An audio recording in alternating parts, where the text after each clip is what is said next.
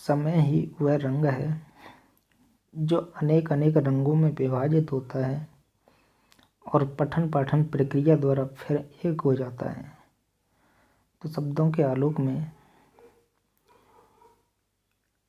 प्रस्तुत पाठ है क्लास 11 से मियां नसरुद्दीन, जो कि कृष्णा सोबती जी द्वारा रचित है।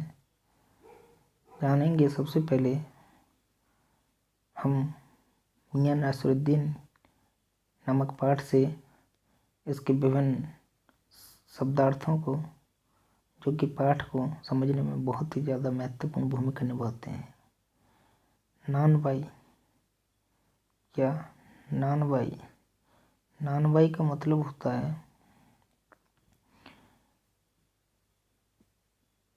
कि तरह तरह की रोटी बनाने बेचने का काम करने वाला नानबाई। वहीं काइयाँ, काइयाँ का मतलब धूर्त या चालाक। पेशानी, पेशानी मीन्स होता है माथा या मस्तक। वहीं अखबार नवीस मीन्स पत्रकार। खुराफात, खुराफात मीन्स होता है शरारत। इल्म, इल्म मीन्स होती है जानकारी। इल्म मीन्स जानकारी, ज्ञान या विद्या। वहीं नगीना साज मीन्स होता है नगीना जड़ने वाला। मीना साज मीन्स होता है मीनाकारी करने वाला। रंगरेज, रंगरेज मीन्स कपड़ा रंगने वाला। वालिद मीन्स पिता। अख्तियार करना, अपनाना। अख्तियार करना मीन्स अपनाना। मरहूम मीन्स होता है जिसकी मृत्यु हो चुकी हो। मोहलत, मोहलत मीन्स कार्य विशेष के लिए मिलने वाला समय, मोहलत। वहीं लम्हा भर मीन्स क्षण भर। लम्हा भर मीन्स क्षण भर। नसीहत, नसीहत मीन्स सीख या शिक्षा। वहीं बजा, फरमाना, ठीक बात कहना। शागिर्द, शागिर्द मीन्स शिष्य। परवान करना मीन्स उन्नति की तरफ बढ़ना। जमात मीन्स कक्षा या श्रेणी। वहीं रुखाई मीन्स उपेक्षित भाव। तरेरा मीन्स घूर कर देखा। रुमाली, रुमाली मीन्स एक प्रकार की रोटी जो रुमाल की तरह बड़ी और बहुत पतली होती है। वहीं जहमत उठाना, तकलीफ या झंझट या कष्ट। मजमून मीन्स होता है मामला या विषय। मजमून, मामला या विषय। जानते हैं सबसे पहले जो कि पाठ को लिखा मियां नसरुद्दीन को कृष्णा सोबती जी ने। सबसे पहले उनके बारे में जानेंगे कि कृष्णा सोबती जी का जन्म सन 1925 ईस्वी में गुजरात, पश्चिमी पंजाब, गुजरात में तो उनका जन्म हुआ था 1925 ईस्वी में, लेकिन वर्तमान में पाकिस्तान में, पश्चिमी पंजाब, वर्तमान में अब कहाँ पे, पश्चिमी पंजाब में वो रहने लगी थी, अब जो कि वर्तमान में पाकिस्तान में चली गई। अर्थात इनका जो निवास स्थान परिवर्तन होता ही रहा। उनकी प्रमुख रचनाओं के बारे में जानेंगे कि कृष्णा सोबती जी ने जिंदगी नामा, दिलो दानिश, ये लड़की, समय सरगम, उपन्यास। समय सरगम क्या था? उपन्यास। जिंदगी नामा उपन्यास। वहीं दिलो दानिश और ये लड़की, ये भी उपन्यास। वहीं क्या, डार से बिछड़ी, मित्रों मर जाने, बादलों के घेरे, सूरजमुखी अंधेरे के, ये कहानी संग्रह रहे उनके। हम हसमत शब्दों के आलोक में, ये शब्द चित्र या संस्मरण था।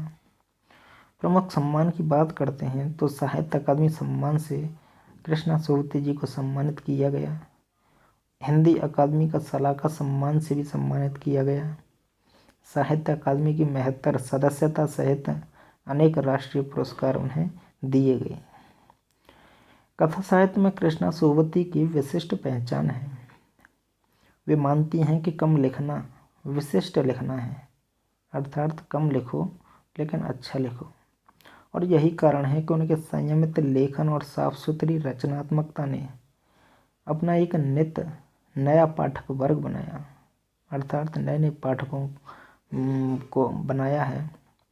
उनके कई उपन्यासों, लम्बी कहानियों और संस्मरणों ने हिंदी के साहित्यिक संसार में अपनी दीर्घजीवी उपस्थिति सुनिश्चित की, अर्थात वे लंबे समय तक ऐसे कहानियों में उन्होंने बहुत सारी कहानियाँ लिखी, बहुत सारे संस्मरण लिखे और लंबे समय तक वे साहित्यिक संसार में रहीं, अर्थात रचनाएं करती रहीं। उन्होंने हिंदी साहित्य को कई ऐसे यादगार चरित्र दिए जिन्हें अमर कहा जा सकता है, जैसे उनमें था मित्रों, साहनी, हसमत आदि। भारत पाकिस्तान पर जिन लेखकों ने हिंदी में कालजयी रचनाएं लिखी, उनमें कृष्णा सोबती जी का नाम पहली कतार में रखा जाएगा। बल्कि यह कहना उचित होगा कि यशपाल के झूठा सच, राही मासूम रजा के आधा गांव, वहीं भीष्म साहनी के तमस के साथ साथ कृष्णा सोबती का जिंदगी नामा इस प्रसंग में एक विशिष्ट उपलब्धि है। संस्मरण के क्षेत्र में हम हसमत शीर्षक से उनकी कृति का विशिष्ट स्थान है। संस्मरण के क्षेत्र में उनका जो हम हसमत था, उस शीर्षक से उन्होंने जो रचनाएं रची, उनका साहित्यिक क्षेत्र में बहुत विशिष्ट स्थान रहा है, जिसमें अपने ही एक दूसरे व्यक्तित्व के रूप में उन्होंने हसमत नामक चरित्र का सृजन कर एक अद्भुत प्रयोग का उदाहरण प्रस्तुत किया है। कृष्णा जी के भाष्य के प्रयोग में भी विविधता है। उन्होंने हिंदी की कथा भाषा को एक विलक्षण ताजगी दी है। संस्कृत निष्ठ, तत्समता, उर्दू का बांकपन, पंजाब की जिंदा दिली, ये सब एक साथ उनकी रचनाओं में मौजूद रहे।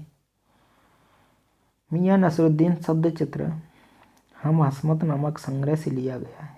जो मियां नसरुद्दीन क्लास 11th आरो नामक पाठ्यपुस्तक से जो पाठ है दूसरा, को हम हसमत नामक संग्रह है जो उनका, उससे लिया गया है। इसमें खानदानी नानबाई मियां नसरुद्दीन के व्यक्तित्व, रुचियों और स्वभाव का शब्द चित्र खींचा गया है। अर्थात शब्द चित्र किसे कहते हैं? संस्मरण। मियां नसरुद्दीन अपनी मसीहाई अंदाज से रोटी पकाने की कला और उसमें अपने खानदानी महारत को बताते हैं। अर्थात जो रोटी पकाने की जो कला है, उसमें वो मियां नसरुद्दीन और उनका खानदान पहले से ही लगा हुआ था, उनको महारत हासिल है उस काम में। वे ऐसे इंसान का भी प्रतिनिधित्व करते हैं जो अपने पेशे को कला का दर्जा देते हैं और करके सीखने को असली हुनर मानते हैं। अर्थात एक सीखना होता है करके सीखना, और एक होता है देख के सीखना, सुन के सीखना। तो करके सीखना खुद अपने हाथों से वे मानते हैं कि जो व्यक्ति करके सीखता है वह बहुत आगे जाता है। तो बात करते हैं पाठ की मियां नसरुद्दीन, जो कि कृष्णा सोबती जी का बहुत ही इम्पोर्टेंट पाठ जो कि लिया गया है। यहाँ पर चलते हैं कि साहबों, वे कहती हैं कि साहबों, उस दिन अपन मटिया महल की तरफ से न गुजर जाते तो राजनीति, साहित्य और कला के हजारों हजार मसीहों के धूम धड़क्के में नानवाइयों के मसीहा मियां नसरुद्दीन को कैसे तो पहचानते और कैसे उसके उठाते लुफ्त उनकी मसई अंदाज का। अर्थात हुआ यह कि हम एक दोपहरी जामा मस्जिद के आड़े पड़े मटिया महल के गड़ैया महल की ओर निकल गए थे। एक निहायत मामूली अंधेरी सी दुकान पर पटापट आटे के ढेर संते देख ठटके। सोचा सेवइयों की तैयारी होगी, पर पूछने पर मालूम हुआ कि खानदानी नानवाई मियां नसरुद्दीन की दुकान पर खड़े हैं। अर्थात खानदानी रोटी बनाने वाले जो थे मियां नसरुद्दीन, उनकी दुकान पर खड़े हैं। मियां मशहूर हैं 56 किस्म की रोटियां बनाने के लिए। कितनी? 56 किस्म की। हमने जो अंदर झांका तो पाया मियां चारपार पर बैठे बीड़ी का मजा ले रहे हैं। मौसमों की मार से पका चेहरा, आंखों में काइयाँ, भोलापन और पेशानी पर मजे हुए कारीगर तेवर। हमें ग्राहक समझ मियाँ ने नज़र उठाई। फरमाइए, जजक से कहा। आपसे कुछ एक सवाल पूछने थे, आपको वक्त हो तो। मियाँ नसरुद्दीन ने पंचहजारी अंदाज से सिर हिलाया। निकाल लेंगे वक्त थोड़ा, पर यह तो कहिए कि आपको पूछना क्या है। फिर घूर कर देखा तो जोड़ा, मियाँ कहीं अखबार नवीस तो नहीं हो, अर्थात पत्रकार आदि तो नहीं हो आप लोग। यह तो खोजियों की खुराफात है जो हमसे सवाल पूछ रही हो आप। क्या हम तो अखबार बनाने वाले और अखबार पढ़ने वाले हैं, दोनों को ही निठल्ला समझते हैं। हाँ, कामकाजी आदमी को इससे क्या काम। खैर, आपने यहाँ तक आने की तकलीफ उठाई है तो पूछिए क्या पूछना चाहते हैं। पूछना यह था कि किस्म किस्म की रोटी पकाने का इल्म अर्थात जानकारी, इल्म मीन्स क्या होता है, जानकारी, आपने कहाँ से हासिल किया। तो मियाँ नसरुद्दीन ने आंखों के कंचे हम पर फेर दिए। फिर तरेर कर बोले, क्या मतलब, पूछिए साहब। नानबाई इल्म लेने कहीं और जाएगा? जो नानबाई है, रोटी बनाने वाला है, तो वह इल्म लेने, उसकी जानकारी लेने के लिए कहीं और जाएगा क्या? क्या नगीना साज के पास, क्या आईने साज के पास, क्या मीना साज के पास, या रफूगर रंगरेज या तेली तंबोली से सीखने जाएगा क्या? क्या फरमा दिया साहब, यह तो हमारा खानदानी पेशा ठहरा। हाँ, इल्म की बात पूछिए, जानकारी की बात पूछिए तो कुछ भी सीखा अपने वालिद उस्ताद से ही। मतलब यह है कि हम घर से न निकले कि कोई पेशा अख्तियार करेंगे। जो बाप दादा का हुनर था वही उनसे पाया, और वालिद मरहूम के उठ जाने पर आ बैठे उन्हीं के ठिए पर। उनके वालिद, आपके वालिद? मियाँ नसरुद्दीन की आंखें लम्हा भर को किसी भट्टी में गुम हो गईं। लगा गहरी सोच में है। फिर सिर हिलाया। क्या आंखों के आगे चेहरा जिंदा हो गया? हाँ, हमारे वालिद साहब मशहूर थे मियाँ बरकत शाही नानबाई गड़ैया वाले के नाम से, और उनके वालिद यानी हमारे दादा साहिब थे आला नानबाई मियाँ कल्लन। बहुत बड़े नाम है। आपको इन दोनों में से किसी किसी की भी कोई नसीहत याद हो? नसीहत काहे कि मियाँ, काम करने से आता है, नसीहतों से नहीं। हाँ, बजा फरमाया है, पर यह तो बताइए कि जब आप इस काम पर लगे तो वालिद साहब ने सीख के तौर पर कुछ तो कहा होगा, अर्थात हमने भट्टी की ओर इशारा किया। जब इस काम पर लगे थे तो आप वालिद साहब ने आपसे कुछ तो कहा होगा। नसरुद्दीन साहब ने जल्दी जल्दी 2-3 कस खींचे, फिर गला साफ किया और बड़े अंदाज से बोले, अगर आपको कुछ कहलवाना ही है तो बताए दिए देते हैं। आप जानो, जब बच्चा उस्ताद के यहाँ पढ़ने बैठता है तो उस्ताद कहता है कह अलिफ, बच्चा कहता है अलिफ, कह बे, बच्चा कहता है बे, कह जीम, बच्चा कहता है जीम। इस बीच उस्ताद जोर का एक हाथ सिर पर धरता है और शागिर्द चुपचाप परवान करता है।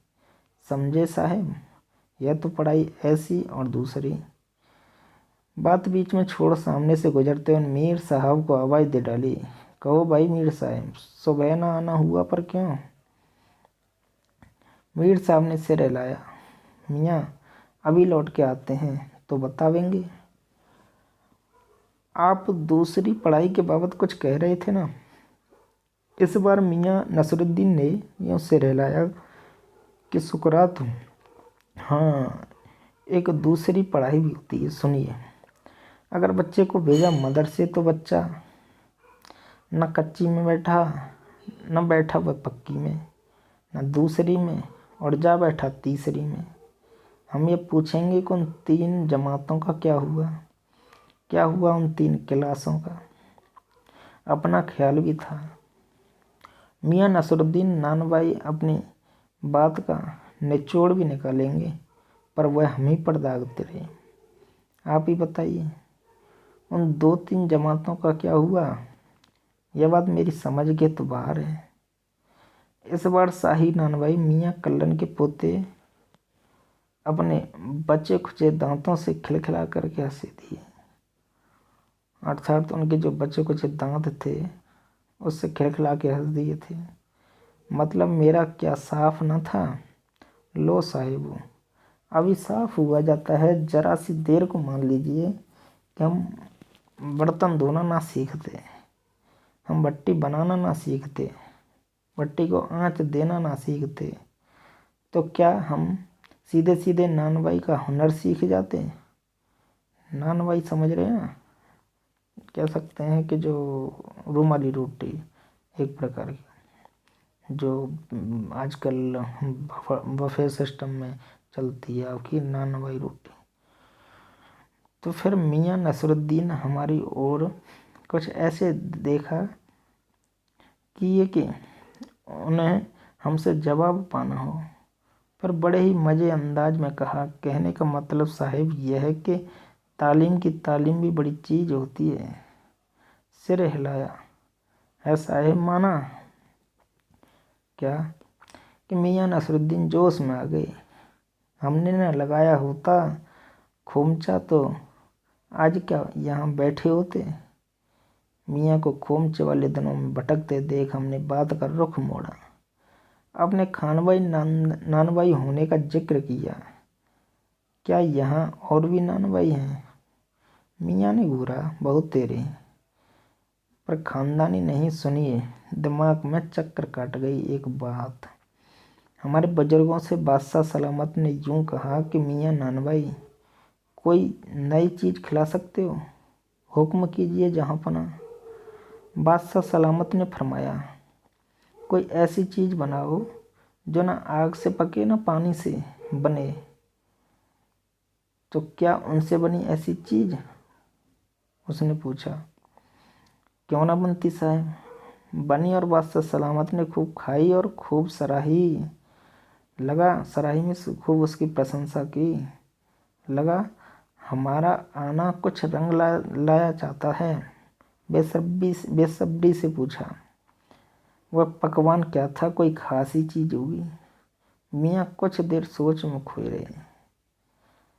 सोचा पकवान पर रोशनी डालने को है कि नसरुद्दीन साहब बड़ी रुखाई से बोले, यह हम ना बतावेंगे, बस आप इतना समझ लीजिए कि एक कहावत है ना कि खानदानी नानवाई कुएं में भी रोटी पका सकता है।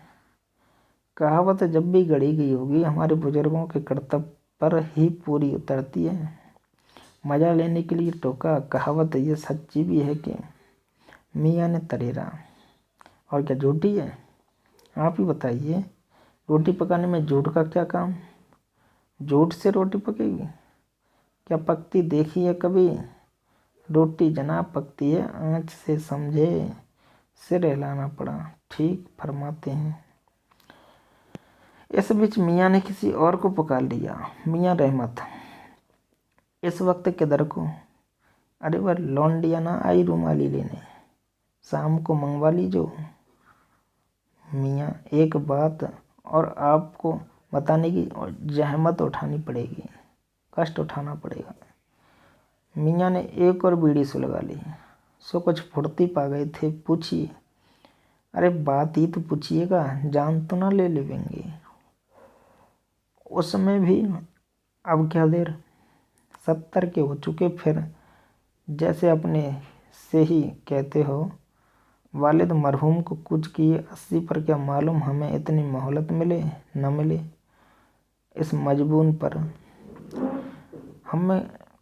हमसे कुछ कहते ना बनाया तो कहा, अभी यही जानना था कि आपके बुजुर्गों ने इस मजबून पर हमसे कुछ कहते ना बनाया तो कहा, अभी यही जानना था कि आपके बुजुर्गों ने शाही बावर्ची खाने में तो काम किया ही होगा। मियाँ ने बेरुखी से टोका कि वह बात तो पहले हो चुकी ना। हो तो चुकी साहब, पर जानना यह था कि दिल्ली के किस बादशाह ने यहाँ आपके बुजुर्ग काम किया करते थे, कि दिल्ली के जो बादशाह हुआ करते थे किन के यहाँ आपके जो बुजुर्ग थे वो काम किया करते थे। अजी साहब, क्यों बाल की खाल निकालने पर तुले हैं? कह दिया ना, बादशाह के यहाँ काम करते थे, सो क्या काफ़ी नहीं? हम खिसियानी हंसी हंसे। है तो काफ़ी, पर जरा नाम लेते तो उसे वक्त से मिला लेते। वक्त से मिला लेते खूब, पर किसे मिलाते जनाब आप वक्त से? मियाँ हंसे जैसे हमारी खिल्ली उड़ाते हो। वक्त से वक्त को किसी ने मिलाया है आज तक? खैर पूछिए, किसका नाम जानना चाहते हैं? दिल्ली के बादशाह का ही ना। उनका नाम कौन नहीं जानता? जहाँपना बादशाह सलामत ही ना। कौन से बहादुर शाह जफ़र के? मियाँ ने खींच कर कहा, फिर अलट पलट के वही बात। लिख लीजिए बस यही नाम। आपको कौन बादशाह के नाम से चिट्ठी रुका भेजना है, कि डाक खाने वालों के लिए सही नाम पता ही ज़रूरी है? हमें बिटर बिटर अपनी तरफ देख पाया तो सिर हिला, अपने कारीगर से बोले, अरे ओ बब्बन मियाँ, भट्टी से लगा दो तो काम से निपटें। ये बब्बन मियाँ कौन है साहब? मियाँ ने रुखाई से जैसे फाँक ही काट दी। अपने कारीगर और कौन होंगे? मन में आया पूछ लें, आपकी बेटे बेटियां हैं? पर मियाँ नसरुद्दीन के चेहरे पर किसी दबे हुए अंधड़ के आसार देख यह मजबूर न छेड़ने का फैसला किया। इतना ही कहा, ये कारीगर लोग आपकी शागिर्दी करते हैं? खाली शागिर्दी ही नहीं साहब, गिन की मजूरी देता हूँ। 2 रुपये मन आटे की मजूरी, 4 रुपये मन मैदे की मजूरी। हाँ, ज़्यादातर भट्टी पर कौन सी रोटियां पका करती हैं? मियाँ को अब तक इस मजबूर में कोई दिलचस्पी बाकी न रही थी, फिर भी हमसे छुटकारा पाने को बोले। बाकर खानी, सीरमाल, ताफ्तान, बेसनी, खमीरी, रूमाली, गाव, दीदा, गाजेबान, तुनकी। फिर तेवर चढ़ा हमें घूर कर कहा, तुनकी पापड़ से ज़्यादा महीन होती है, महीन। हाँ, किसी दिन खिलाएंगे आपको। एकाएक मियाँ की आंखों के आगे कुछ कौंध गया। एक लंबी सांस भरी और किसी गुमशुदा याद को ताज करने को कहा। उतर गए वे जमाने, और गए वे कदरदान जो पकाने खाने की कदर करना जानते थे।